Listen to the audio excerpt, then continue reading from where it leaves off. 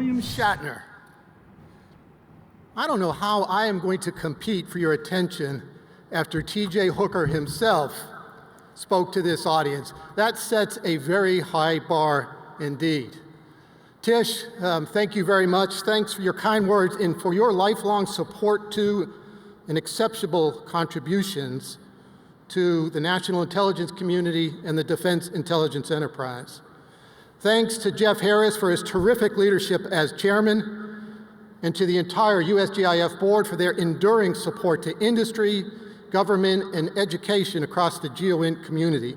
And my gratitude to Keith and the entire USGIF leadership and staff for orchestrating this event, proving once more that GEOINT is the place to be.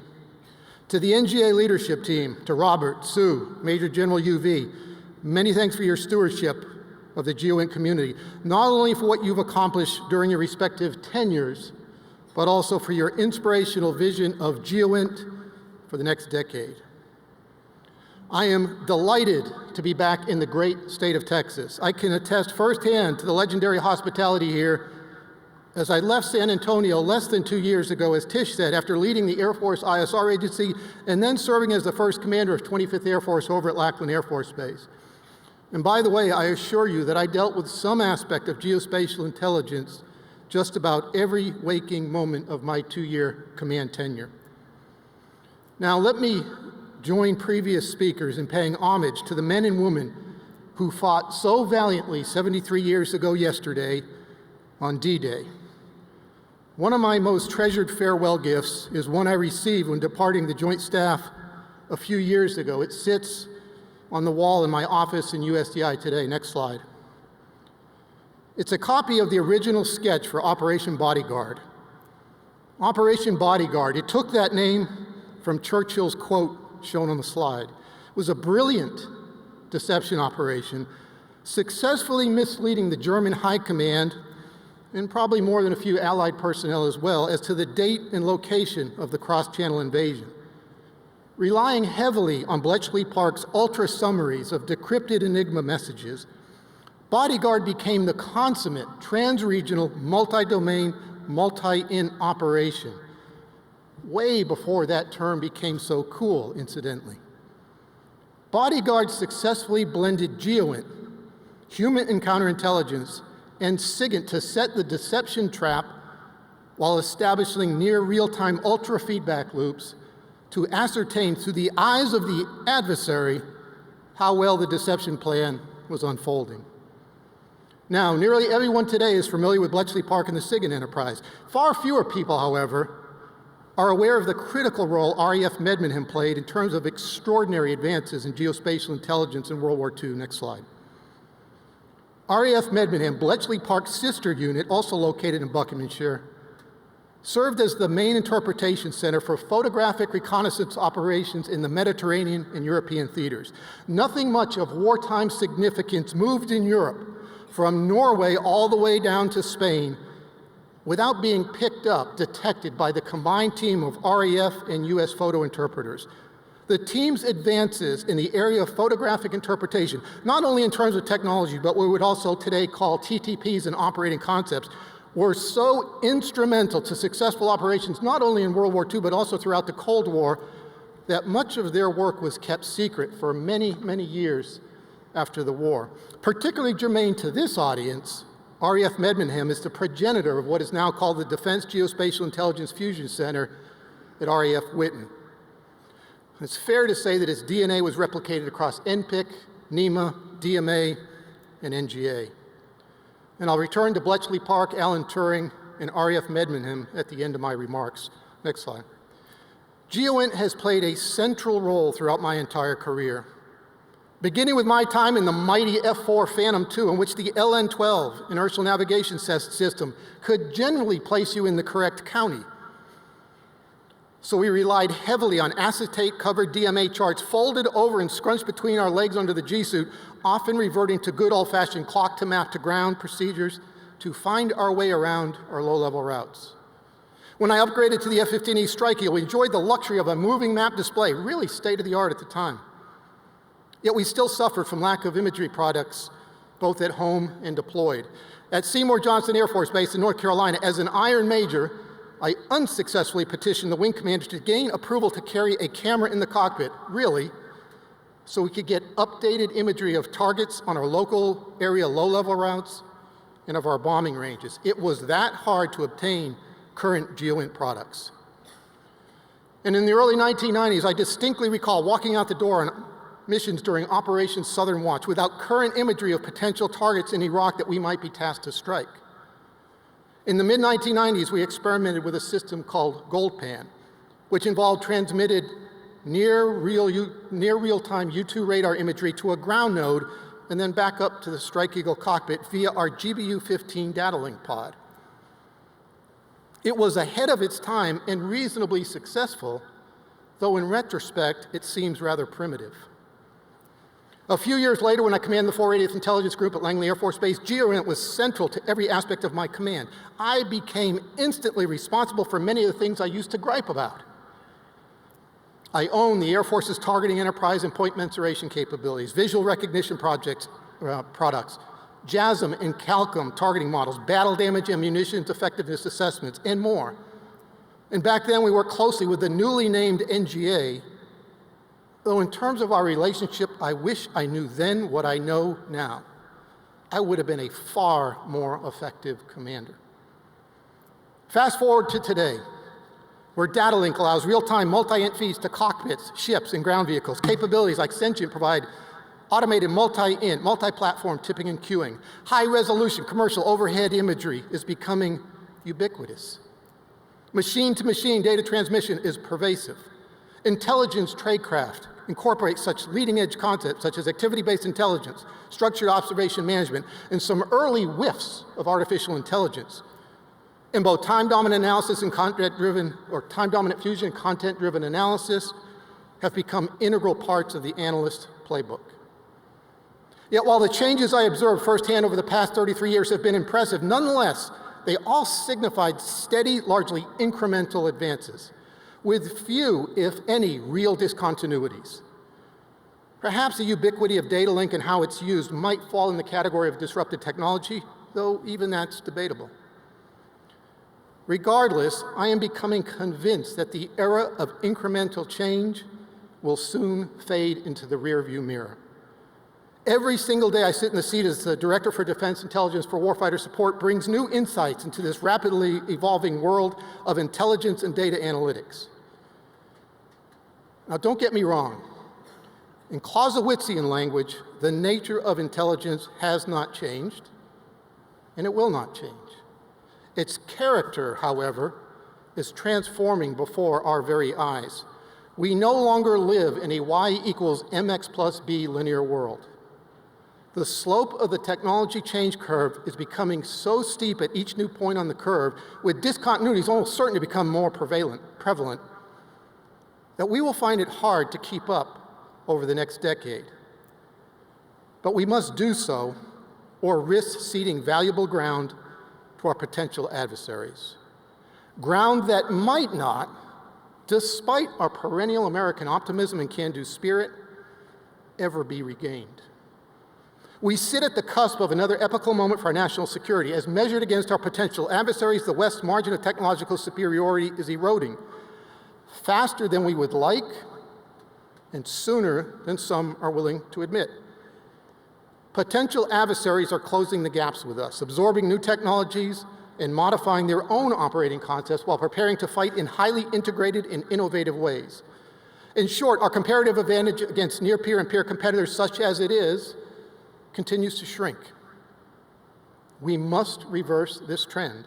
Much like the two previous offsets, our current approach to building, sustaining a long-term competitive advantage for DoD depends on our ability to deter near-peer and peer competitors by creating new areas of advantage, even as our potential adversaries invest in their own capabilities to narrow real or perceived gaps with us. It is hubris to suggest that our potential adversaries are not as capable or even more capable of far-reaching and deeply embedded innovation within their respective organizations. Moreover, there are innumerable warning signs indicating that for the foreseeable future, the military in any nation will no longer be on the edge of technological innovation. Rather, commercial industry will often lead the way, with militaries constantly trying to play catch-up. When it comes to artificial intelligence and machine learning, it's even more the case. We have not come close to matching, and probably cannot match, Silicon Valley's expertise and investments in those areas. Regardless of our ability to keep pace with the Valley, however, the same indispensable qualities will be critical to gaining and maintaining a competitive advantage in this age of data. Adaptability, agility, public-private partnerships, something I know that Robert talked a long time about on Monday, and the willingness to quickly abandon non- or underperforming technologies in favor of leading-edge capabilities. More than ever before, Darwinism rewards the fast followers who rise quickly to the top through natural selection rather than be relying on erstwhile advantages such as being the biggest, best funded, or most politically well-connected. At the same time, the duration over which a technological advantage can be sustained has decreased from decades to years to in some cases, even months. This can work against us, but it's also something that we can and should use to our advantage as fast followers. This capability time advantage space is one that will become increasingly important when making investment decisions. Some advantages may be more enduring than others. Some gaps may be more important to close immediately. And in some cases, it's perfectly reasonable to suggest that our inability to match an adversary's advances mean we might have to leap ahead to the next technology and offset all in itself. As DoD moves forward with efforts to regain and sustain our conventional comparative advantage, we face that conundrum across the intelligence community, the major disconnect between the volume of collection, to include from publicly available information, and our ability to derive meaningful intelligence from that collection. We have seen an explosive growth in airborne, ground, maritime, and overhead ISR platforms and sensors designed to operate in every domain, from subsurface to space and cyberspace. DoD's investments in collectors and sensors is generating an ability to collect more ISR data from more sensor types than at any time in history. Yet more collection, to include from the most highly classified, exquisite sensors, does not necessarily equate to more or better intelligence or faster orientation in the Boydian decision cycle, especially when facing near-peer competitors who may prove equally adroit at adapting to the information environment. We are already seeing examples of success catastrophes, unique accesses that generate massive amounts of data that are never exploited. The inability to manage, correlate, fuse, and analyze ever-increasing amounts of data results in wasted collection, lack of timeliness, missed indications and warning, and/or lack of relevance for decision-making. These challenges will only become exponentially more problematic over the next few years, to the point of risking the inability to sustain any kind of competitive advantage without a shift in paradigm. The first and perhaps most important step is to understand that we cannot possibly solve these problems with brute force alone. Adding thousands more intelligence analysts is neither realistic nor feasible in today's fiscal environment. In fact, substantially increasing the number of analysts only postpones the inevitable breadth and depth of change needed across the intelligence enterprise. We must instead find creative ways to adapt to this new environment in which we are already deeply immersed. We must find the ways and means to use personnel in more productive, i.e., human value-added roles. At its very core, this must include improving the technological and operational advantages of the intelligence community with systems and machines capable of manipulating and understanding big data, as well as advancing human-to-machine and machine-to-machine collaboration so analysts can make the best use of their time working on the hardest problems, with artificial intelligence, machine learning, and deep learning as the critical base ingredients in the recipe of future success. Exemplars already exist today, largely in commercial industry rather than DoD, however, and more often than not, it's the small startups in places like Silicon Valley that are sparking the most impressive rapid innovation in these areas. Big data, artificial intelligence, deep learning, computer vision, convolutional and deep neural nets, GPUs, and now even TPUs are no longer arcane or esoteric terms, but instead are concepts instrumental to increasing the effectiveness of the analytic workforce for the next decade while simultaneously improving the odds of gaining and sustaining our competitive advantage. Indeed, I submit that digital transformation, methodic multi-domain data integration, and algorithmic warfare are at the heart of the intelligence enterprise's role in sustaining our long-term comparative advantage. This is as much about strategic innovation as it is about innovation at the tactical or individual analyst level. One without the other is necessary, but insufficient. It takes two to tango in this data age dance hall. Next slide. In short, data are central to success, as underscored in this quote from a recent Economist article.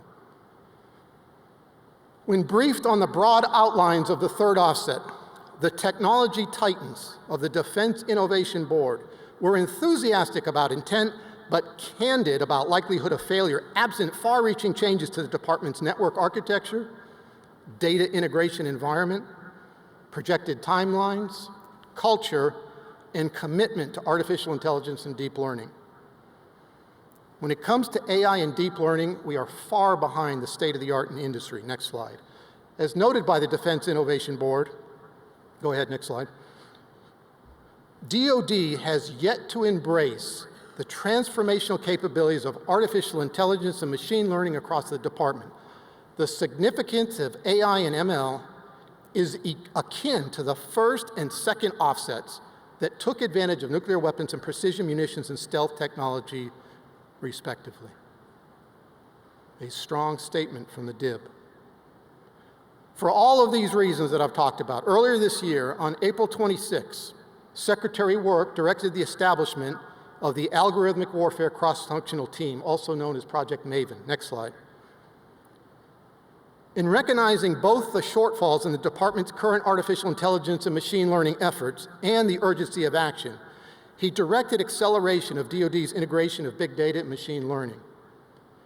I'm leading this effort for the department, but Marine Corps Colonel Drew Kukor is the incredibly talented, tenacious action officer who is really driving progress every day. We are working closely with Dr. Will Roper, the Strategic Capabilities Office, Robert Cardillo, Anthony Vinci, and Buzz Roberts of NGA as the GEOINT Functional Manager. Of course, NGA is a critical part, and you've heard both from Anthony and Robert this week on what they're doing. Mary Miller of AT&L's Research and Engineering Enterprise, Raj Shah, DIUX, and stakeholders across OD&I, the services, research lab, combatant commands, DARPA and IARPA, and combat support agencies, all to ensure unity of effort across DoD. Next slide. Our initial focus is on incorporating AI and computer vision to augment and automate unmanned area vehicle full motion video exploitation. We receive resounding feedback from the experts that we need to start with one manageable problem rather than try to solve world hunger immediately. However, we fully intend to use the lessons learned from this Pathfinder project to expand initially across all other elements of the intelligence enterprise and then beyond, ultimately affecting every aspect of the department's operations, eventually culminating, I believe, in standing up a DoD Artificial and Intelligence and Machine Learning Center that would not be run by USDI, where the Pathfinder project this would be taking on elsewhere in the department. So with that as the backdrop, I'm just going to walk through a couple of slides and then close out with some additional remarks on what I talked about earlier to show you where we stand now with the Algorithmic Warfare Cross-Functional Team / Project Maven, as well as talk about where we're going with it in the future. So next slide. Next slide. 5 critical areas for our project. Each element within these critical areas, some will happen sequentially, some will happen simultaneously, but they all need to happen.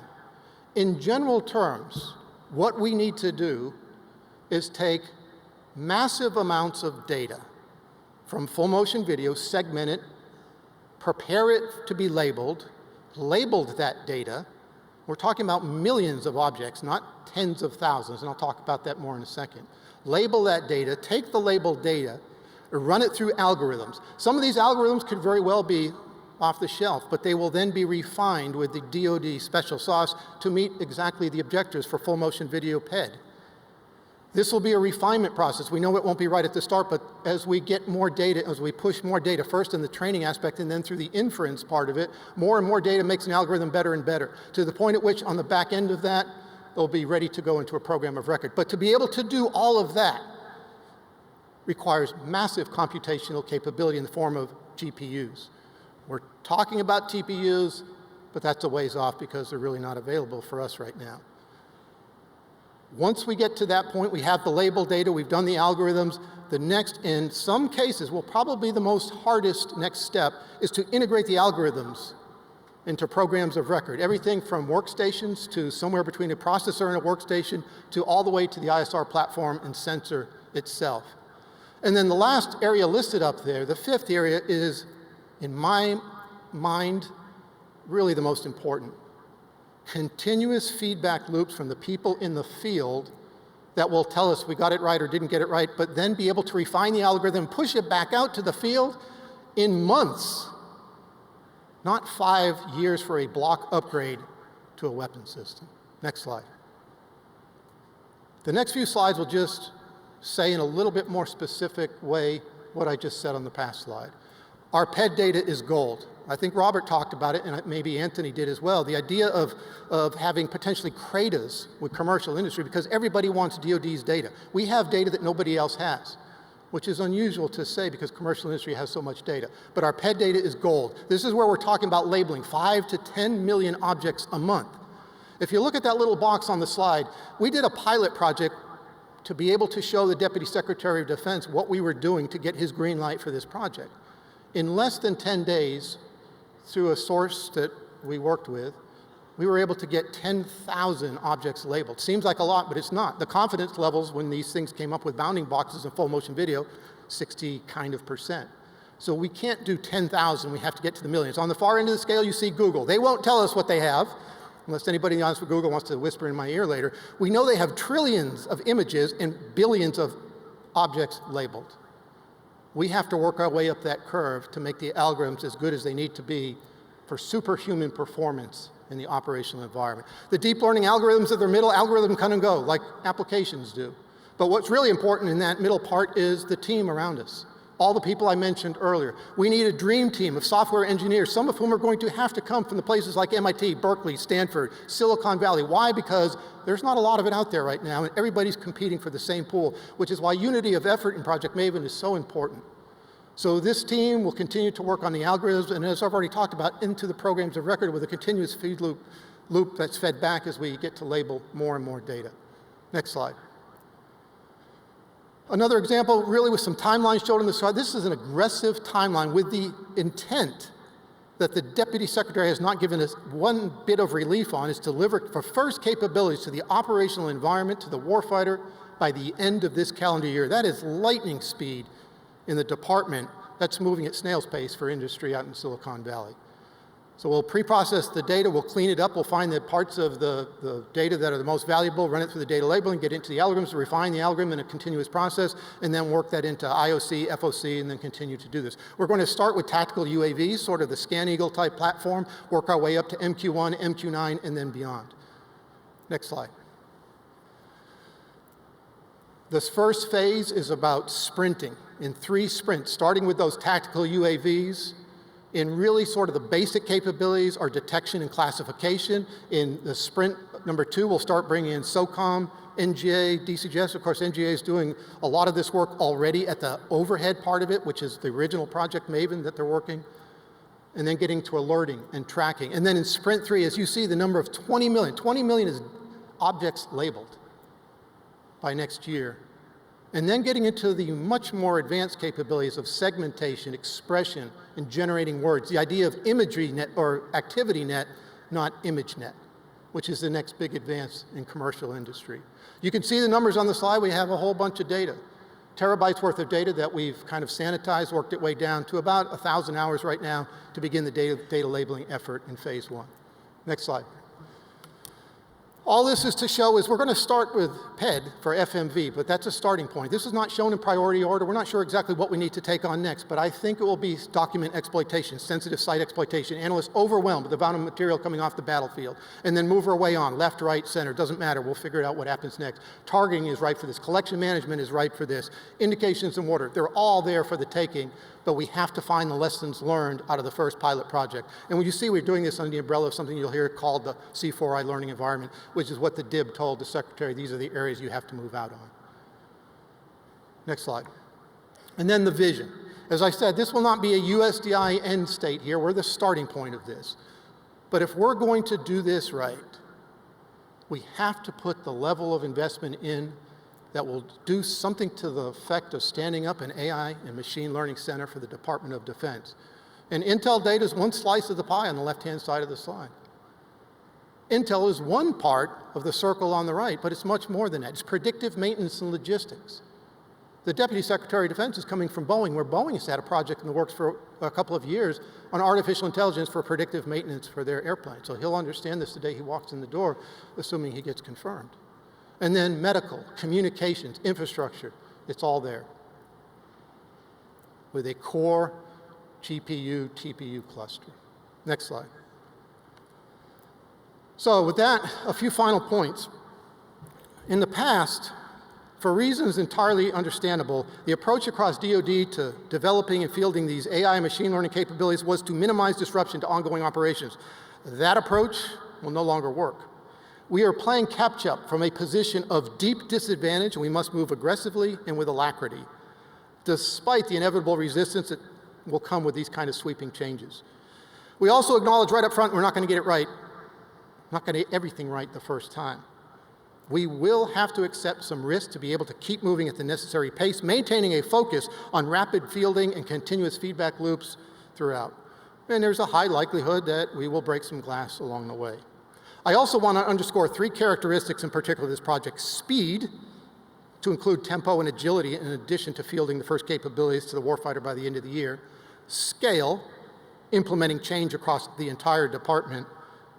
And integration into programs of record to include exploitation workstations and ISR platforms and sensors. There's no question in my mind that demonstrable progress in these three areas will offer the best signposts to overall success in our Pathfinder project. So in closing, let me bring it full circle. First back to Bletchley Park and the central figure of Alan Turing. Next slide. The eponymous Turing test represented one of the first big concepts in artificial intelligence, namely the ability of a human to distinguish between a computer and a human based on their replies to various questions posed to both. In 1950, Turing predicted by the year 2000, a computer will be able to play the imitation game so well that an average interrogator would not have more than a 70% chance of making the right identification, i.e. machine or human, after 5 minutes of questioning. He was only off by 14 years. In 2014, a computer program called Eugene Goostman, which involved a chatbot simulating a 13-year-old Ukrainian boy, fooled some of the human judges into thinking it was more real than a live person on the other side of the screen. And whether or not you fully accept the validity of Kevin Warwick's claim that this was the first example in history of passing the Turing test, I fully anticipate we will see many such examples of these kind of successes over the next few years. To this very point, AlphaGo's victory over the world's #1 human Go player 2 weeks ago is merely a harbinger of the more stunning AI advancements lurking in the shadows. And for a more philosophical, thought-provoking, and highly entertaining read on the long-term implications of human-machine teaming, I highly recommend, not here to plug it, but I highly recommend Gary Kasparov's Deep Thinking, Where Machine Intelligence Ends, next slide, and Human Creativity Begins, centered on his famous chess matches against and eventual loss to the Deep Blue supercomputer in 1997. Next slide. Turning back to GEOINT. Next slide. Turning back to GEOINT, one of the most significant advances by the combined team of photo interpreters at RAF Medmenham was integrating leading advances from commercial industry and applying them to military intelligence. And in 1940, it was repurposing developments related to aerial surveying for mineral and oil prospecting. We are taking that same approach with MAVEN. At the beginning of World War II, there were only seven trained photo interpreters in the entire RAF. In 2017, There are probably fewer military officers than that across all of DoD who really know and understand machine learning, and I'm not one of them. We intend to change that. Bletchley Park, next slide. Bletchley Park and RAF Medmenham serve as our lodestars. Much like the people associated with those two war-changing initiatives, our inexhaustible fuel source with this Maven Pathfinder project springs from our singular focus, passion, and dedication to improving support to the warfighter. And with that, thank you very much, and we do have some time for questions.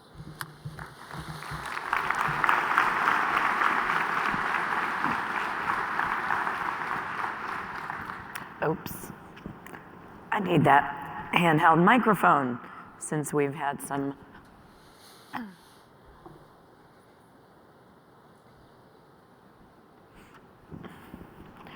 So Jack, if you want to go ahead and move over some, that should work. So I just want to say thank you for your passion, your dedication, and your focus in the support to the warfighter. That was terrific, and I think exactly where the department needs to be going.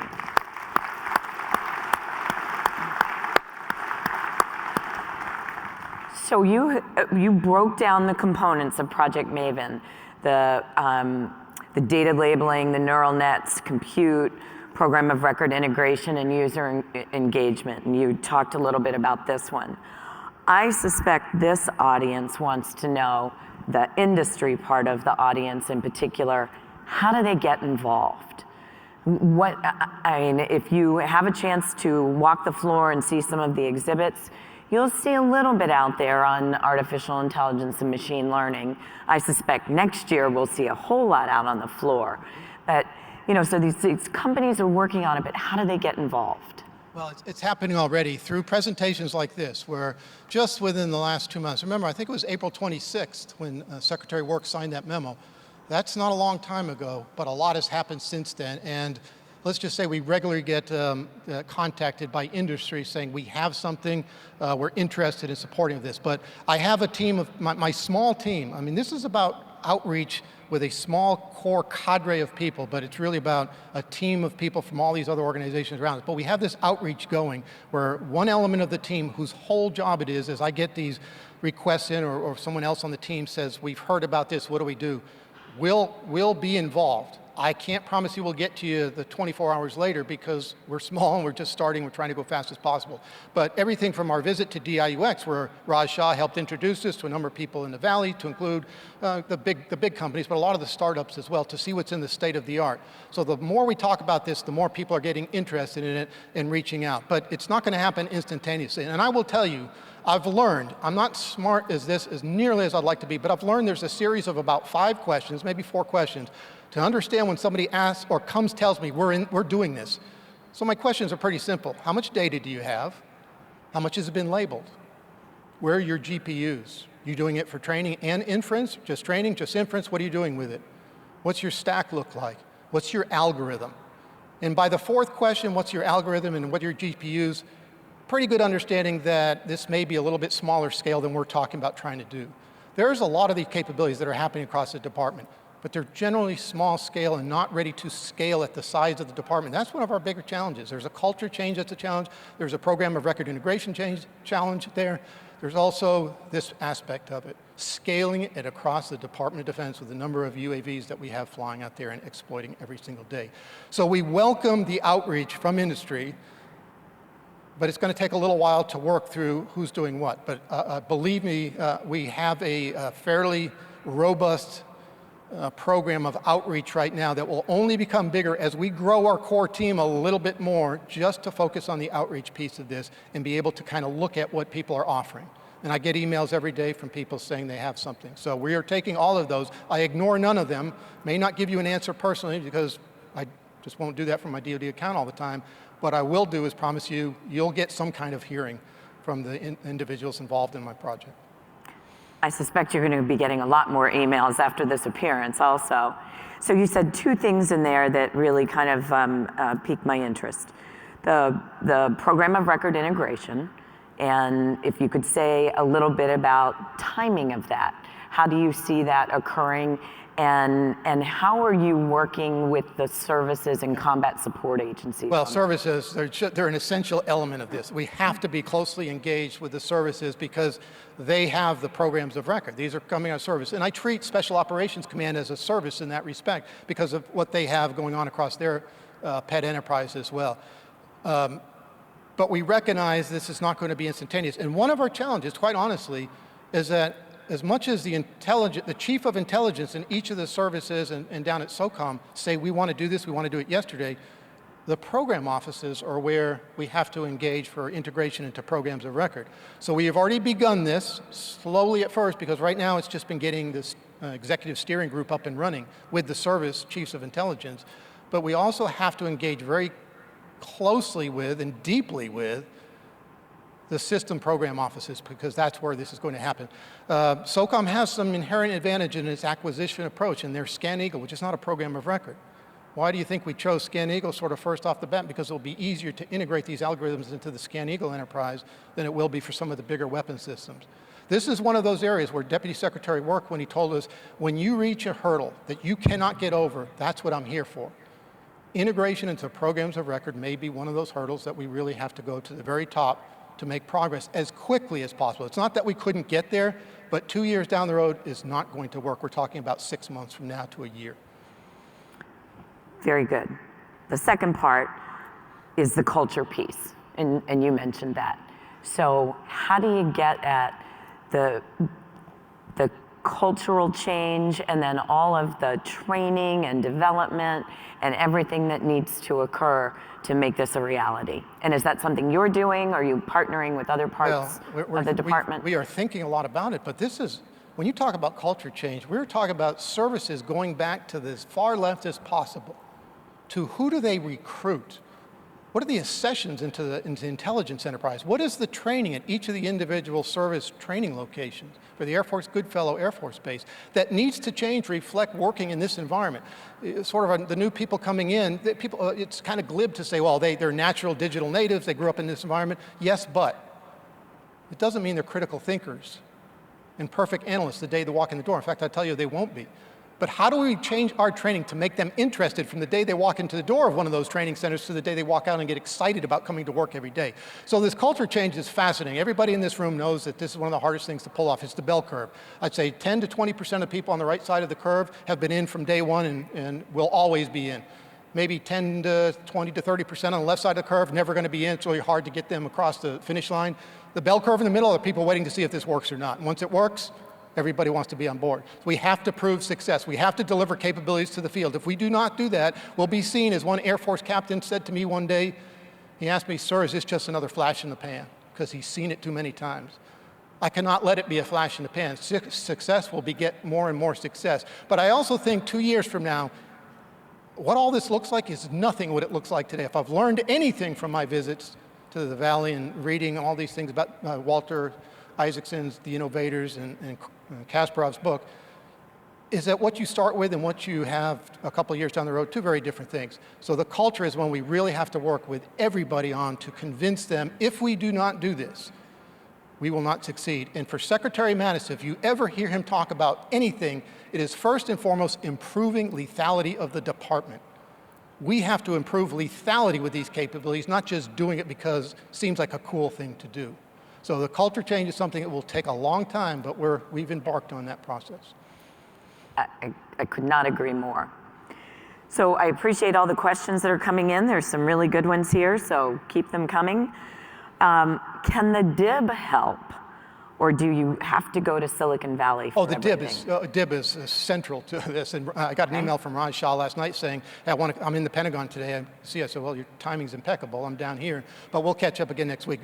There are some people out in DIUX that we've already made essentially part of the team, that their job is to help us bridge the gaps between what we're doing and what's available in state-of-the-art in industry. No, DIUX has been essential, as Josh Marcuse has been in the DIB as well. So the DIUX and the DIB, and Josh is sort of our interlocutor with the DIB. We've met with the DIB a couple of times, Eric Schmidt and the team.